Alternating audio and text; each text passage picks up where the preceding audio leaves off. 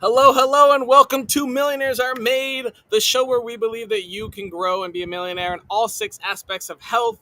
We have episodes on your physical health, intellectual health, social health, spiritual health, financial health, but today we're going to be focusing on your mental health, and our topic is going to be art. How can art improve your mental health?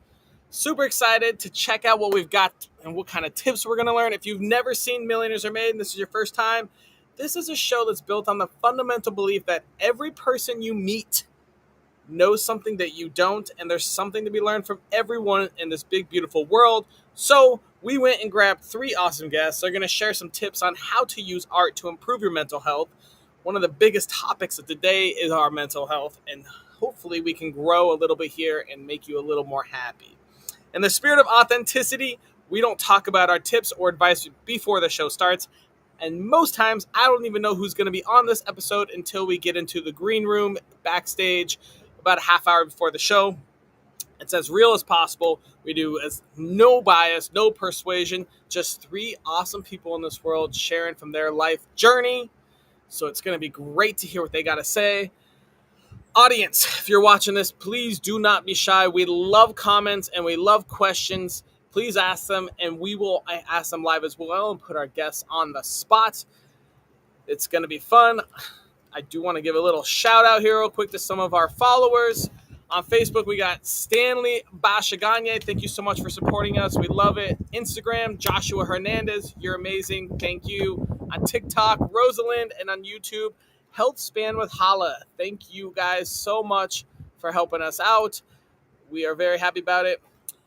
Guests, if you have any, well, I already know you do, but if you got a piece of advice that you want to share, or you have an expert or something you really want to get off your chest and tell the whole world how to be better and improve, sign up. We'd love more guests. We need more guests. The link's being dropped right now. www.millionairesaremade.com. Go check it out. Become a guest. Become a sponsor if you want as well. We can always use more sponsors. And if you are going through life and something is struggling right now, you feel a little lost, or you need some help, or your physical health or your mental health are not on top of anything, shoot us a message. Give us a topic. We will go out and find three guests that will give you a piece of advice to help you get over that hump in life. We love topic ideas, and we'll go do all the work for you and find them. And if you love what we do, we are so happy. Please make sure to like, subscribe, share, whatever it is on whatever medium you are. And if you love hearing all these tips and you want to have a one-on-one with me, I do offer free coaching as well. I love telling people all the knowledge I learn. All I do is spend all day talking to experts on everything. That link's being dropped below. And finally, we do have an awesome sponsor for this episode. I'd love to give a huge shout out to Silver Fox Fitness. They are an amazing company. Bob is the main fitness instructor there. He's done 30 years teaching fitness at their local YMCA, giving back to the community. Now he's a huge blogger and shares all of his knowledge on staying fit and mobile for a long, happy life. Go check out that link right now. And without further ado, it's time to bring out our first guest. Our first guest here, we've got Luke Harlan. Luke, can you tell me, who are you? That's $1 million question right there. My name is Luke Harlan. I'm a transformational mindset coach, which very simply means that I help people get out of their own way, overcome limiting beliefs, fears, misconceptions, the BS stories they tell themselves, everything to help them create their best lives and not be getting in their own way. So that's a little bit about me. And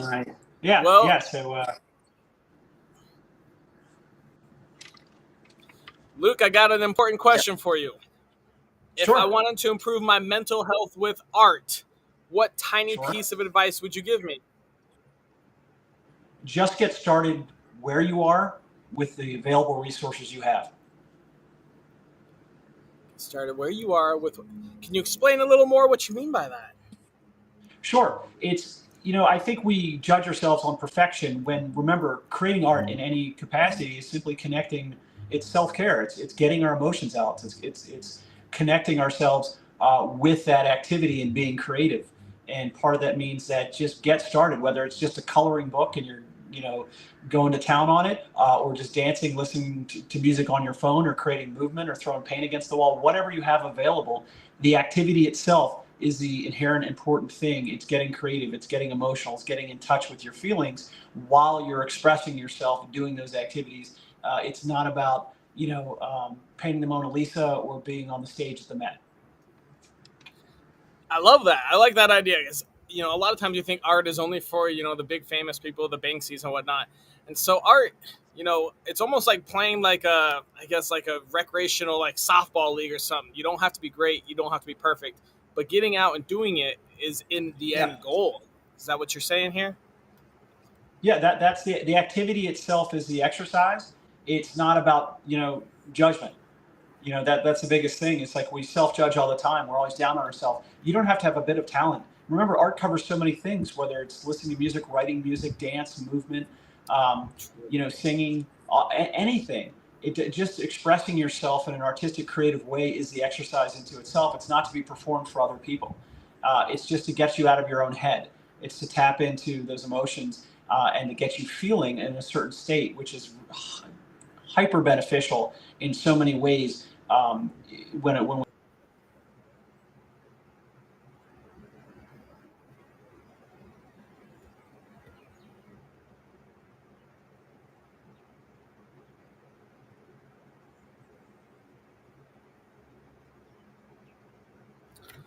Hey, Luke, I think you muted. Sure. Oh, go ahead. Go ahead. No. I just kept going. Next question. So I got one more question for you, Luke. Well, first off, I actually have two. I'm gonna lie to you. I want to learn about what art you do personally, but I also want to know where in your life journey you learned these tips. Sure. I think for me, I'm not like I always say, like, I'm not an artist. I can't sing. I'm not even allowed to sing in the shower. But what in my journey of self improvement, in becoming more enriched and getting out of my own head, I had this aha moment of self awareness when I realized, when I was listening to music, when I was listening to musicals, or even watching like America's Got Talent. There was part of me that just really got emotionally connected to the gifts that these people had, and it just really open up this fun of like these amazing gifts and talents of these people really connected with me emotionally about the hopeful purpose of things that I have in my life. We all have our own gifts, so it inspires me. Um, so my form of art isn't really doing art for the art's sake of having an outcome or producing anything. It's about getting intentional with connecting to this incredible talent that's out there, and realizing that we all have a purpose. We all have a divine purpose. We all have something that we can get inspired by and do. And my connection, my emotional valve coming off and opening up, and connecting to that, the medium has been music. um, and so that was really the catalyst for me, just really getting inspired. So whenever I see talented musical people or shows or listen to things or performers, it re-inspires me to focus on my gifts and to do better at what I'm doing. So I guess what I'm getting a little bit from you is you don't even have to create the art to use art, but even just consuming or listening to other people's art can also improve your mental health. Is that correct? Absolutely, because you're pulling yourself out of your typical environment. And that's the thing, is we get stuck in our own heads. We have the same record playing over and over again. And when we have new influence and new environments, showcasing things that aren't what we do, it showcases potential, and it gets us that, and diverts and distracts us from the things that might be holding us back, and gives us that potential of, hey, wow, that this is something that I can enjoy, I can emote with, I can feel. And music is one of those things that's universally taps into that emotion, that feeling, that those memories, those good times, those sort of things. So yeah, it's just a catalyst of creating a different environment, by participating in it or just observing it. So that's why concert ticket prices are so expensive nowadays. I get it. I get it now. Exactly. Awesome. Well, Yeah. thank you, Luke. We're gonna move on to our next guest, and we'll bring you out for the round robin. Next up, we have Rose. Rose, tell me who you are. Hi, I'm Rose Higgins. I am a conscious mama, a conscious entrepreneur, and a conscious coach. So, what that means is raising our level of consciousness and helping inspiring others. So, I do a podcast, I have a coaching team, and just do my little part to impact and inspire others. Nice. I love it. I love it. Well, let's see how you're going to answer this important question. If I wanted to improve my mental health using art, the general concept of art, if I want to improve my mental health using art, what tiny piece of advice would you give me? It's a little bit of a double. So I would say to turn off your left brain and to change your perspective. Can you repeat that And louder? Turn off your yes, left brain? to turn off your left brain, our analytical side, and to Okay. also change your perspective. All right. How are we going to turn off our left brain? Tell me. Okay. So our analytical side, especially when we're drawing and doing art, is always going to have an opinion about what we're doing. Oh, you're drawing this too wrong, or it looks bad, or I'm not so good. So it's always going to have all of these opinions about art, and it can be in any form. It can be in dance. It can be in any form of art, music. Our analytical side is always going to be judging us. And so if we allow ourselves to listen to that, then we actually can slow ourselves down and stop. So when children are between the age of 10 and 11 is actually when most artists die. And that is because at 6 years old, you are super inspired, and every 6-year-old thinks they're the best artist. And then what happens is as they get older and older, they keep practicing. And at 10, they realize they're not an amazing artist. They're not Leonardo da Vinci. And so they give up. And that's why they don't live to be a great artist, because they stop practicing. And practicing is the only thing that you need to be a good artist. And I had that misconception that you have to be born with the talent, that you have to, have some special genes to sing, to dance, to do art. And it is actually not right. If anyone puts the time and effort into any of those mediums, they can be professional. They can be any level they want. So first part, it comes from stopping to listening to your analytical brain and shutting that off and accessing your right side, which is your creative side. And there's techniques that you can do that. And when you access your right side, you're accessing the creativity. So we all know about the creatives, the artists, but anyone can access that. And so that is the secret that is being opened up by conversations like this. Anyone, anywhere can do it. Okay, tell us where on your life journey you learned this. Hopefully.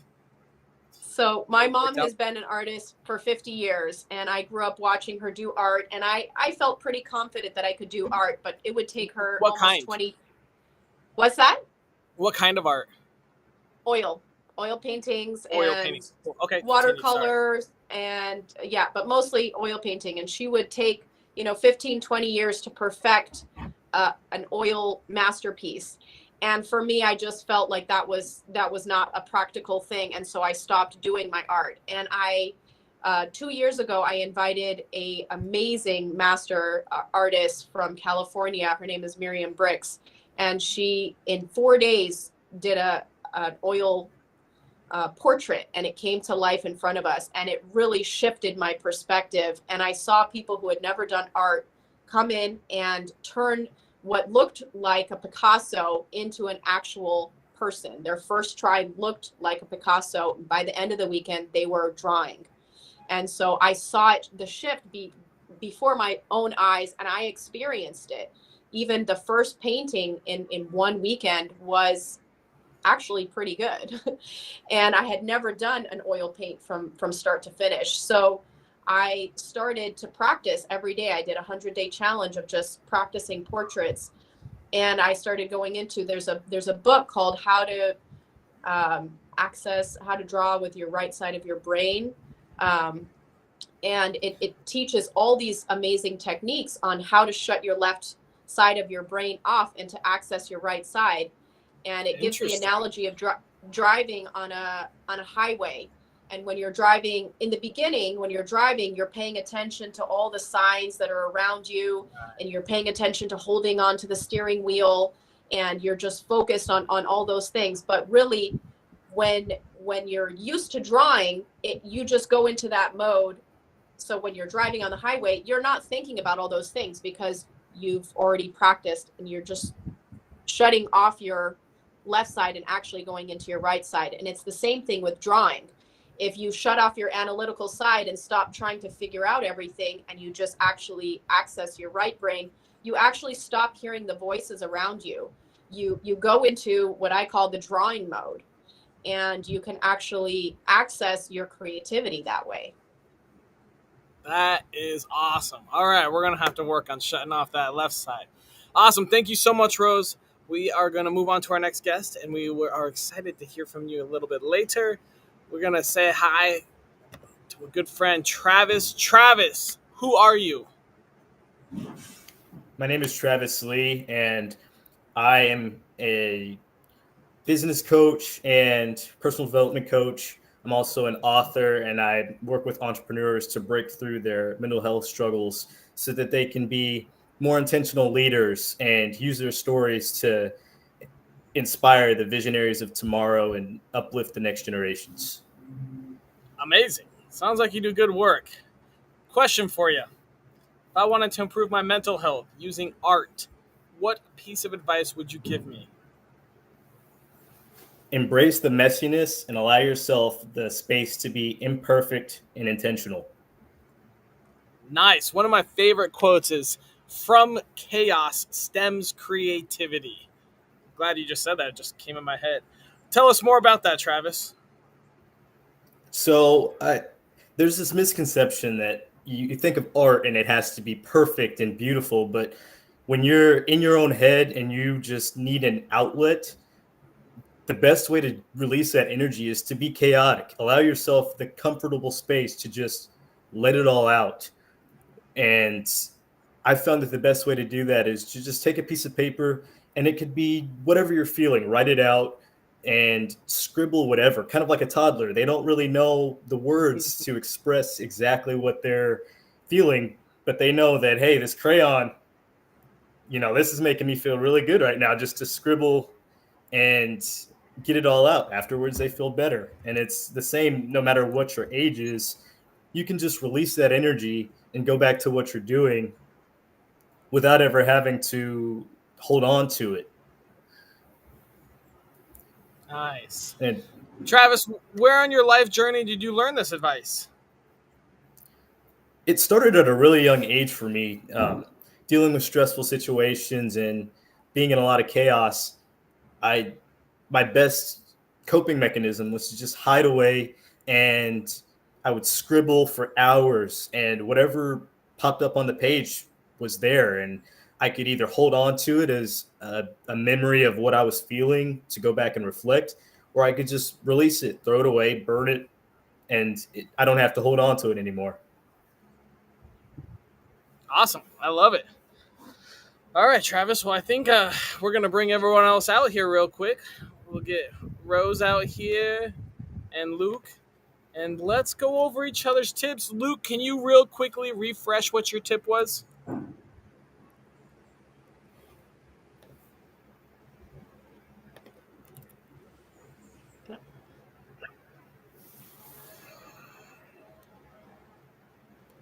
I think he's still muted.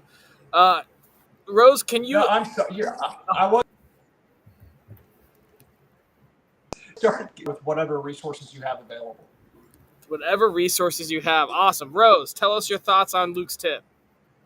My mom does that when she is in a bank. She'll pick up whatever she has, and she'll draw with whatever she has, the people in the bank. You can draw wherever you are. You can draw with whatever you have, a piece of charcoal. Sometimes she'll pick up something from the ground. So I've seen it, and I believe it 100%. Travis, what are your thoughts on Luke's tip? I agree. It doesn't have to be something that's planned or perfect. Just do it. Just allow yourself to just be in the moment and then move on.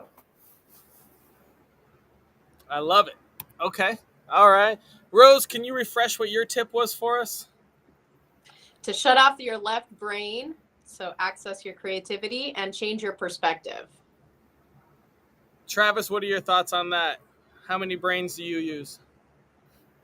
I think that's a really important point because it's really easy to just get caught up and say, well, I can't be focused. I can't concentrate. And to be able to intentionally shut off a part of your brain and say, all right, I'm doing this. Doesn't have to be perfect. That's a beautiful thing. And it's something that we really should explore a lot more. Luke, do you have thoughts about shutting off your left brain?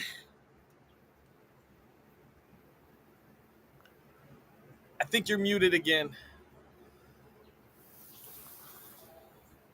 All right, Rose, let's go over more of your left brain idea. What are some techniques to turn off your left brain?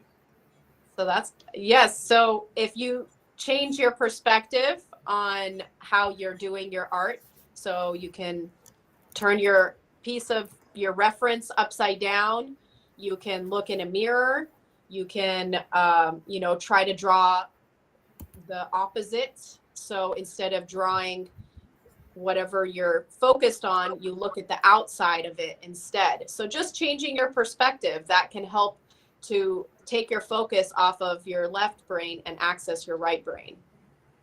And that goes really in line with, Luke's tip. Luke was saying, just kind of do it wherever, grab something and go.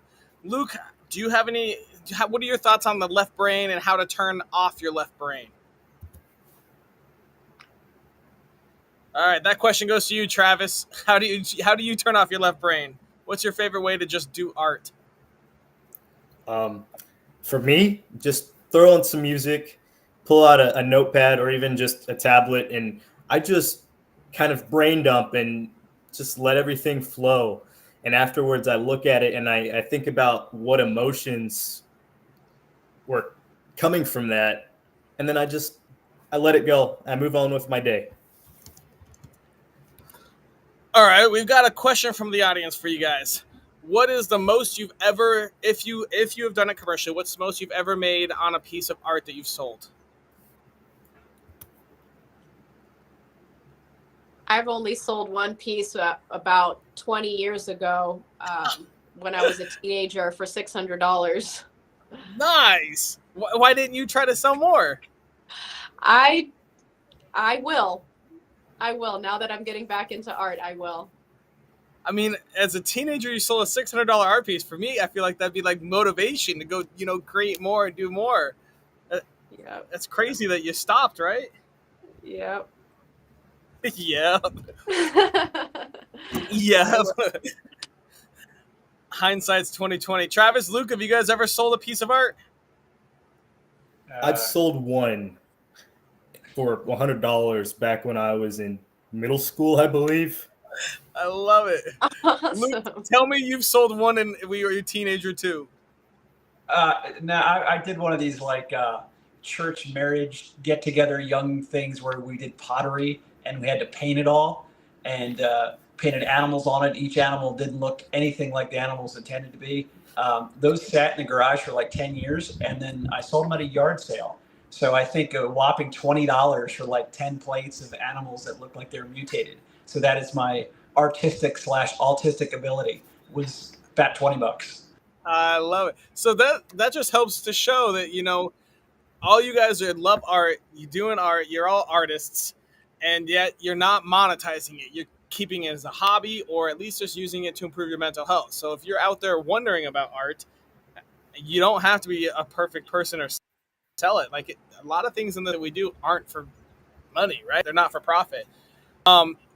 Question for you guys. What's your favorite type of art? What art style do you prefer? Mine is oil painting. I have a deep fondness for that now. I enjoyed drawing and writing, mostly just sketches with charcoal, something that I can get messy with and really get into it. So, something you can get. I would say contemporary. contemporary art for me, something that is aesthetically appealing with a good medium that I could have around, just creates a better environment for me. So, Luke, more on that aesthetic art. Do you mean like sculptures, stuff you put in houses and buildings, or paintings? I'm sorry, you broke up a little bit. Like for your contemporary art. Never mind. All right, we'll just move on from there. Um, so if you guys were to recommend someone new to art that hasn't done art yet, what medium would you recommend would be the easiest to start that would also still release their happiness and help with their mental health? Number 2, pencil. Just a regular pencil and paper. That's all they need to start, and it's the best way to get that skill going. And draw like a toddler or start writing? Draw, create, use an empty sheet of paper. Actually, even drawing your signature is art, and it's also writing. So just fill up a piece of paper with whatever that looks like, whether it's writing, whether it's drawing. Just fill up a full piece of paper. A full piece of paper all the way to the edges, huh? Yep. What are your thoughts, Travis? For me, it's a pen and a piece of paper because you can't erase it. You can't go back and change it. Yeah, you can scratch it out, but it's there. You have to deal with exactly what's there. All right. What's the hardest art form to get started with?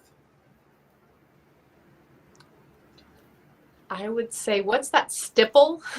Stippling is just very intensive. All those little dots.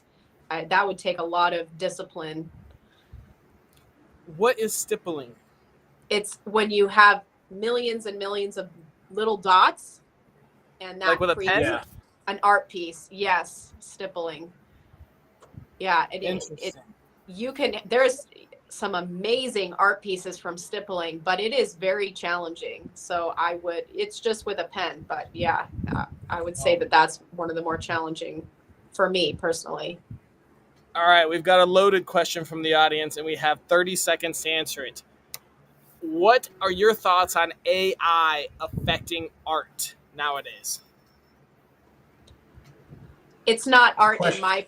in my perspective. It's not art. It's just another medium of, using that. Yeah, that to me, AI is not true art.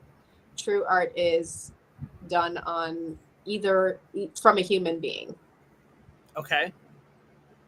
Even if a human being is plugging in or typing or telling it what to do?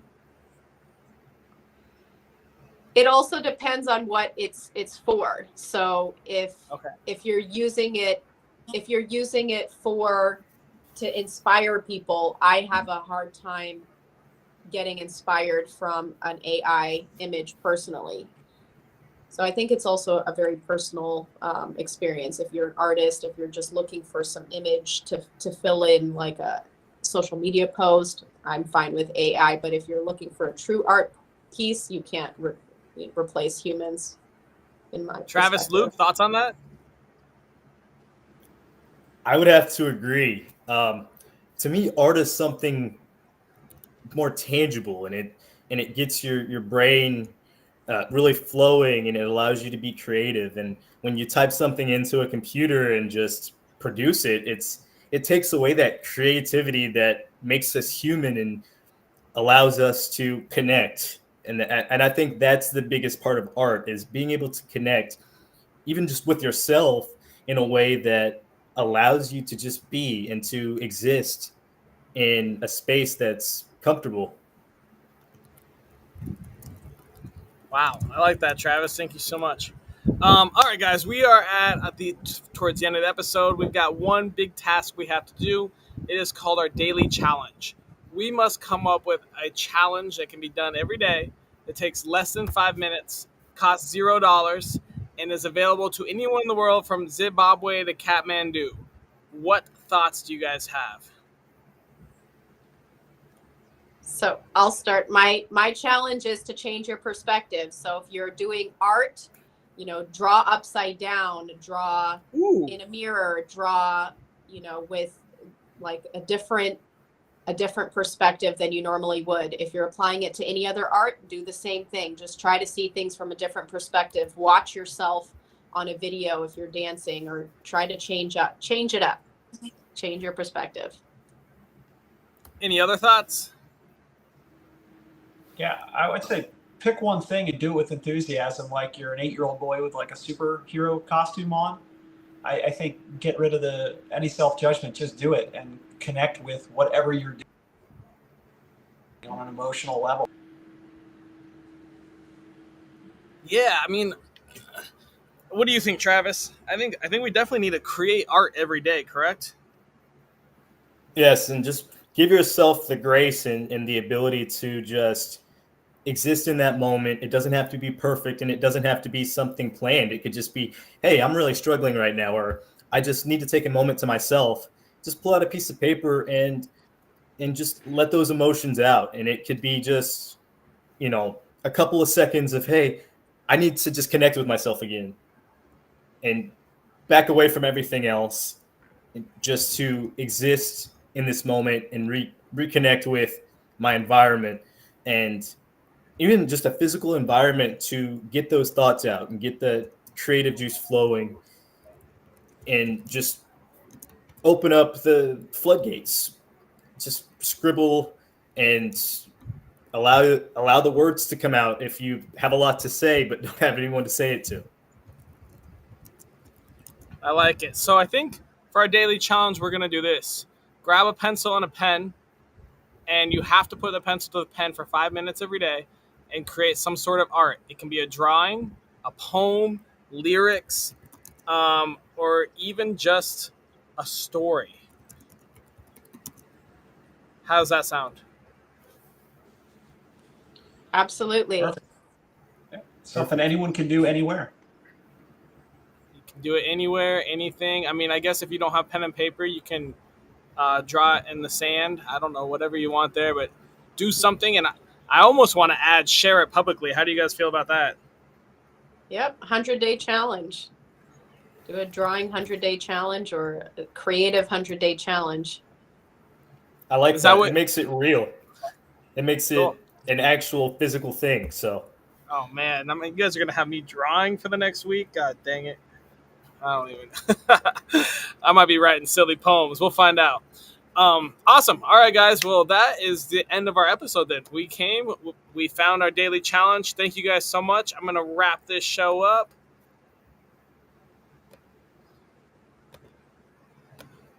Thank you so much for watching another episode of Millionaires Are Made. I hope you guys enjoyed a little bit. We went over mental health and art. Our daily challenge is to take a pen and a paper and create some sort of art every day for 5 minutes.